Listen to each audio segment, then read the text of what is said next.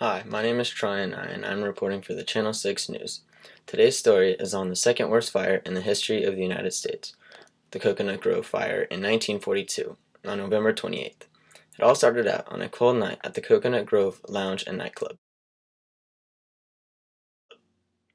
The club was having a lot of entertainment that night. On the second floor, there was a band playing with many civilians to enjoy the entertainment. On the first floor was a piano lounge for people to drink and relax.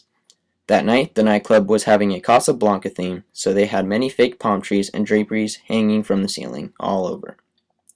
Later that night, around 10 p.m., as the entertainment was performing, a couple wanted some privacy in the corner, so they decided to turn off the lamp. After the couple was done, a bartender told a 16-year-old boy, who was a busboy by the name of Stanley Tamaszewski, to replace the lamp. Stanley then climbed the chair to relight the lamp. As he blew out the match, the whole roof started to go up in flames, which was the cause of the fire.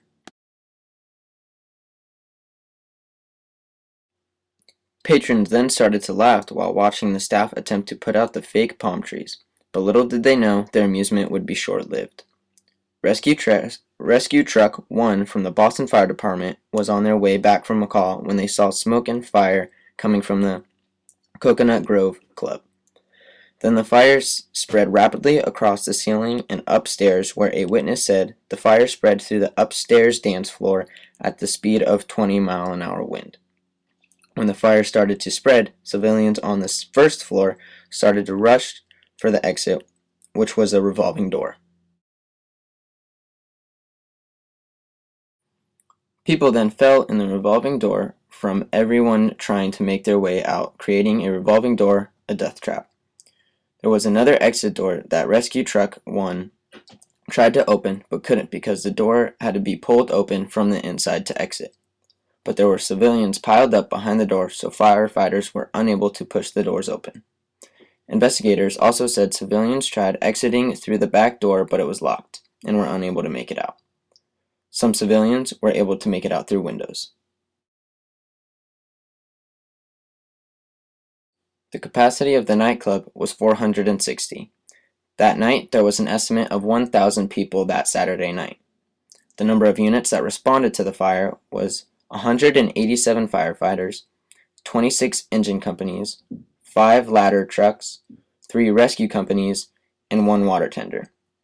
Before units responded, witnesses said there was a man who ran into the building to rescue people 3 times, but the 4th trip he did not make it out.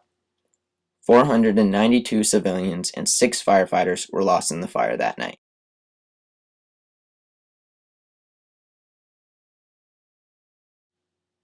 The point of origin was on the first floor on the ceiling heads that were covered in satin. The fire codes and regulations that changed due to the fire were that there needs to be more exit signs and lights, exit doors that push to open, to exit, and standard doors next to revolving doors.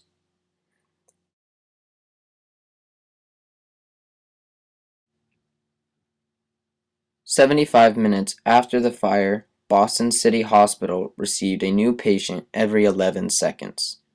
The first 200 patients to arrive, 150 of them were already dead, mostly from smoke inhalation.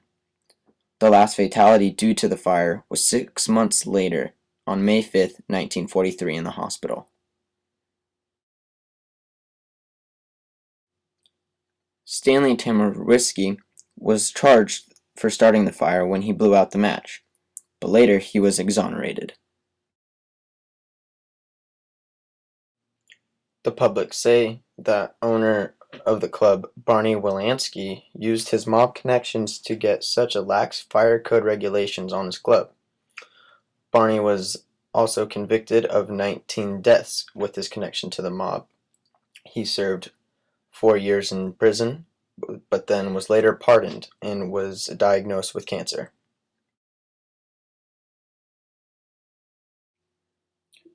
Now where the Coconut Grove Club used to be in 1942 is now a historic bay village in downtown Boston.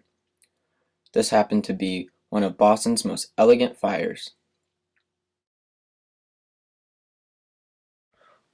What a historical fire that was. I happen to receive most of my information from Captain Ron Stanek from the Glendale Fire Department.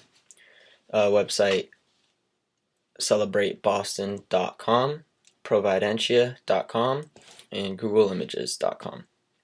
That's it for the 6 o'clock news. Thank you.